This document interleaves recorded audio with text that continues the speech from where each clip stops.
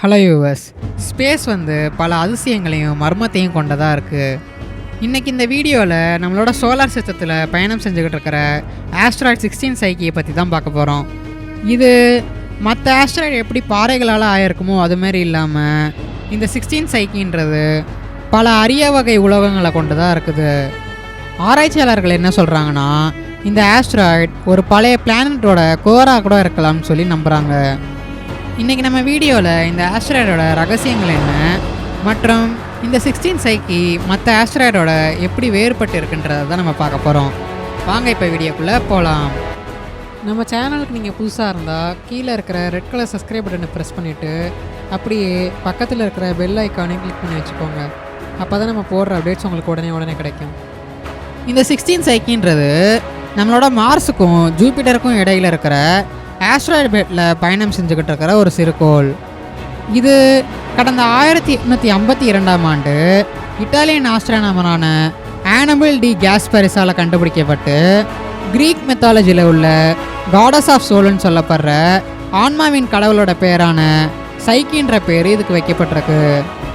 ஆனால் இந்த 16 சைக்கி அந்த ஆஸ்ட்ராய்டு பெட்டில் இருக்கிற லட்சக்கணக்கான ஆஸ்ட்ராய்ட்ஸ்லேருந்து எப்படி தனிமைப்பட்டதாக விளங்குது? இதுக்கு பதில் இந்த 16 சைக்கி மற்ற ஆஸ்ட்ராய்டு மாதிரி வெறும் பாறையையோ ஐஸையும் மாத்திரம் முதன்மையாக கொண்டதாக இல்லாமல் இது கிட்டத்தட்ட முழுமையாக அயன் மற்றும் நிக்கில் போன்ற உலோகங்களால் உருவாக்கப்பட்டிருக்கு. ஆனால் இது இதோட நிற்கலை.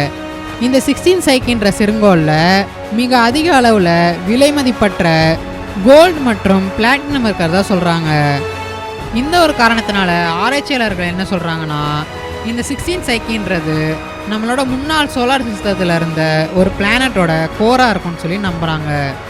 ஒருவேளை இது உண்மையாக இருந்துச்சுன்னா இந்த 16 சைக்கியை ஆராய்ச்சி பண்ணுறது மூலயமா கிரகங்கள் உருவாக்குறதுக்கான அடிப்படை சாத்தியக்கூறுகளை பற்றி நம்மளால் தெளிவாக தெரிஞ்சுக்க முடியும்.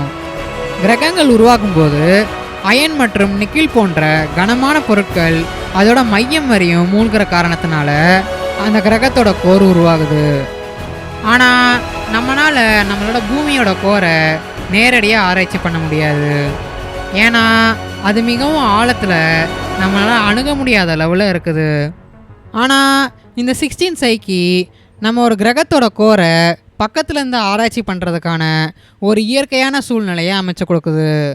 ஏன்னா ஆராய்ச்சியாளர்கள் என்ன சொல்கிறாங்கன்னா, இந்த 16 சைக்கின்றது நம்ம சூரிய குடும்பம் உருவான நேரத்தில் இருந்த ஒரு கிரகமாக இருக்கும்னு சொல்லி நம்புகிறாங்க. அதன் பிறகு காலப்போக்கில் இந்த கிரகம் அழிஞ்சதுக்கப்புறம் அதோட கோர் மாத்திரம் இன்னைக்கு வரையும் நம்மளோட ஸ்பேஸில் ட்ராவல் ஆகிக்கிட்டு இருக்குன்னு சொல்லி ஆராய்ச்சியாளர்கள் நம்புகிறாங்க. அது மாத்திரம் இல்லாமல் இந்த 16 சைக்கின்றது உண்மையிலே ஒரு கிரகத்தோட கோராக இருந்துருந்துச்சுன்னா இதோட சைஸை வச்சு பார்க்கையில் இதுக்கு சொந்தமான கிரகம் இன்றைக்கி இருக்கிற நம்மளோட மார்ஸ் அளவுக்கு பெருசாக இருக்கும்னு சொல்லி ஆராய்ச்சியாளர்கள் சொல்கிறாங்க. நீங்கள் நினைக்கலாம், நம்ம சூரியன்லேருந்து 497 மில்லியன் மைல் அல்லது 3.3 ஆஸ்ட்ரானமிக்கல் யூனிட் தூரத்தில் இருக்கிற ஒரு சிறுங்கோளை பற்றி நம்மளுக்கு எப்படி இவ்வளோ விஷயம் தெரியுங்கிறத. இதில் ஒரு ஆஸ்ட்ரானமிக்கல் யூனிட்டுங்கிறது நம்மளோட சூரியனுக்கும் பூமிக்கும் இடையிலான தூரம். சரி, நம்ம கேள்விக்கு வருவோம். ஆராய்ச்சியாளர்கள் விசிபிள் மற்றும் இன்ஃப்ராரெட் ஸ்பெக்ட்ரம் கொண்ட ஹை ஃப்ரீக்வன்சி ரேடாரை வச்சு ஒரு சிறுங்கோளை ஆராய்ச்சி பண்ணுறது மூலயமா அதை பற்றின பல விஷயங்களை அவங்களால தெரிஞ்சுக்க முடியும். இதில் அந்த சிறுங்கோளோட வடிவம் என்ன, அதில் என்னென்ன உலோகங்கள் இருக்குது போன்ற தகவலை கொண்டதாக இருக்கும். அது மாத்திரம் இல்லாமல் இந்த 16 சைக்கி ஒரு கம்ப்ளீட் ரொட்டேஷன் முடிக்கிறதுக்கு 4 மணி நேரம் ஆகும்னு சொல்லிட்டு ஆராய்ச்சியாளர்கள் கண்டுபிடிச்சிருக்காங்க. என்னதான் நம்மளால் இங்கேருந்தே இவ்வளோ விஷயங்களை தெரிஞ்சுக்க முடிஞ்சாலும் இது நம்ம அங்கே போய் ஆராய்ச்சி பண்ணுறது மூலயமா தெரிஞ்சுக்கிற விஷயங்களில் கால்வாசி கூட இருக்காது. இந்த ஒரு காரணத்தினால இந்த 16 சைக்கியை ஆராய்ச்சி பண்ணுறதுக்கு நாசா மிஷின் சைக்கியை ஆரம்பிச்சிருக்காங்க. இந்த மிஷினோட ஒரு பகுதியாக நாசா இந்த சிறுங்கோளுக்கு கடந்த அக்டோபர் 2023ஆம் ஆண்டு ஒரு ஸ்பேஸ் கிராஃப்டை லான்ச் பண்ணியிருக்காங்க.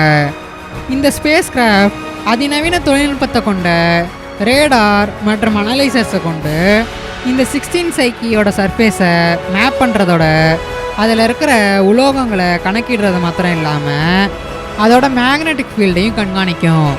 இந்த மிஷினோட முக்கியமான நோக்கம் என்னன்னு பார்த்தீங்கன்னா, இந்த சிறுங்கோளை பற்றின கேள்விகளுக்கு விடை கண்டுபிடிக்கிறது தான். அதாவது இந்த 16 சைக்கின்றது உண்மையிலே ஒரு பிளானட்டோட கோர் தானா, அது எப்படி உருவானுச்சு, மற்றும் இது ஒரு கிரகத்தோட கட்டுமானத்தை பற்றி என்ன சொல்லுதுன்றது போன்ற கேள்விகளுக்கு விடை கண்டுபிடிக்கிறது தான். அது மாத்திரம் இல்லாமல் இந்த 16 சைக்கி ஆஸ்ட்ராய்டு மைனிங்கான விவாதங்களையும் தூண்டிவிட்டுருக்கு. அதாவது இந்த 16 சைக்கியில் இருக்கிற உலோகங்களோட மதிப்பு சுமார் $10 குவிண்டாலியன் அளவில் இருக்கும். இந்த 10 குவிண்டாலியன்றது ஒன்றை தொடர்ந்து 19 ஜீரோஸ் போடுறது மூலியமாக நம்மளுக்கு கிடைக்கும். சிலர் இந்த உலோகங்களை கொண்டு இண்டஸ்ட்ரியில் மிகப்பெரிய ரெவல்யூஷனை கொண்டு வர முடியும்னு சொல்கிறாங்க. அது மாத்திரம் இல்லாமல் கடந்த 2016ஆம் ஆண்டுலேருந்து சிறுங்கோளை வாங்குறது லீகலான காரணத்தினால பல செலிப்ரிட்டிஸும் பணக்காரங்களும் இந்த ஒரு ஆஸ்ட்ராய்டில் ஒரு மிகப்பெரிய இன்ட்ரெஸ்ட்டை காமிச்சிக்கிட்டு இருக்காங்க.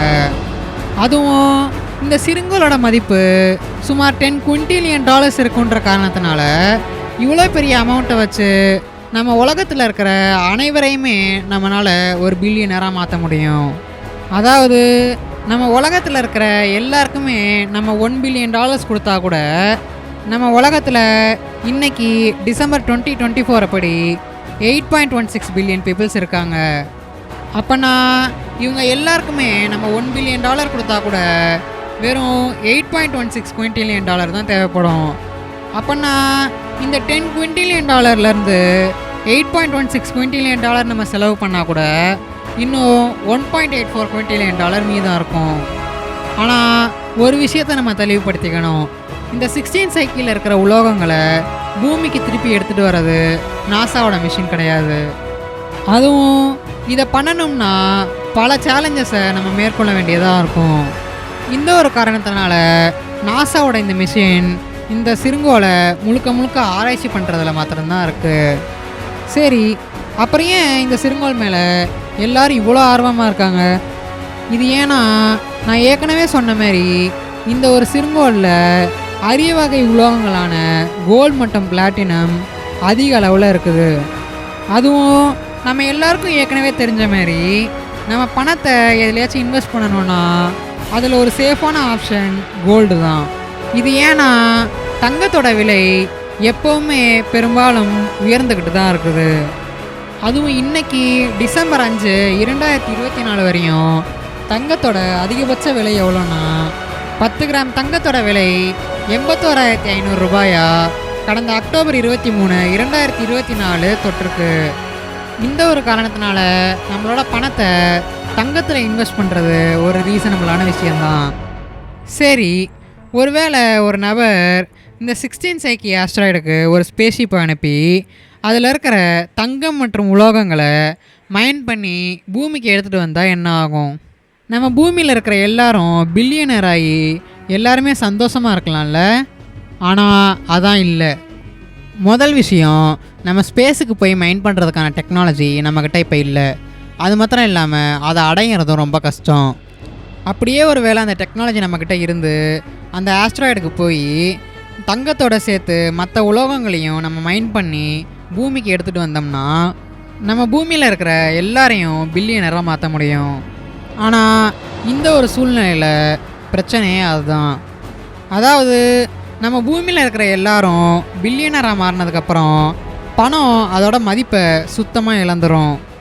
இந்த ஒரு காரணத்தினால நம்ம உலகத்தோட எக்கானமி ட்ராப் ஆகிறதோட பணத்துக்கு எந்த ஒரு மதிப்பும் இல்லாமல் போயிடும்.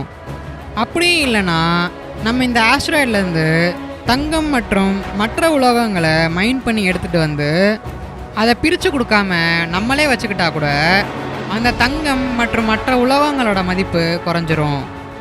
இந்த ஒரு காரணத்தினால அந்த ஆஸ்ட்ராய்டில் இருக்கிற தங்கம் மற்றும் மற்ற உலோகங்களை நம்ம மைன் பண்ணி எடுத்துகிட்டு வர்றது மூலியமாக நம்மளுக்கு எந்த ஒரு பயனும் ஏற்படாது. ஆனால் ஆராய்ச்சியாளர்கள் இந்த 16 சைக்கியை வெறும் உலோகங்கள் இருக்கிற ஒரு ஆஸ்ட்ராய்டாக பார்க்காம நம்ம சூரிய குடும்பத்தோட ஆரம்பத்தை விளக்குற ஒரு பிளானட்டோட கோராக தான் பார்க்குறாங்க. அதுவும் இந்த 16 சைக்கியை நம்ம ஆராய்ச்சி பண்ணுறது மூலியமாக வெறும் கிரகங்களோட கட்டுமானத்தை மாத்திரம் புரிஞ்சுக்கிறது மாத்திரம் இல்லாமல் நம்மளோட சூரிய குடும்பம் முன்னாடி எப்படி இருந்துச்சுன்றதை நம்மளால் தெரிஞ்சுக்க முடியும்னு ஆராய்ச்சியாளர்கள் சொல்கிறாங்க. இந்த 16 சைக்கி மனிதனோட எல்லையற்ற ஆர்வம் காரணத்தினால ஆராயப்படுது. இன்னும் இந்த பிரபஞ்சத்தில் நம்ம என்னென்ன மர்மங்களை கண்டுபிடிக்க போகிறோம். இந்த மாதிரி மேலும் அதிசயமான விவரங்களை தெரிஞ்சுக்கிறதுக்கு நம்ம சேனலை சப்ஸ்கிரைப் பண்ணி, இந்த வீடியோ உங்களுக்கு பிடிச்சிருந்தா லைக், ஷேர் மற்றும் கமெண்ட் பண்ண மறந்துடாதீங்க. தேங்க்யூ.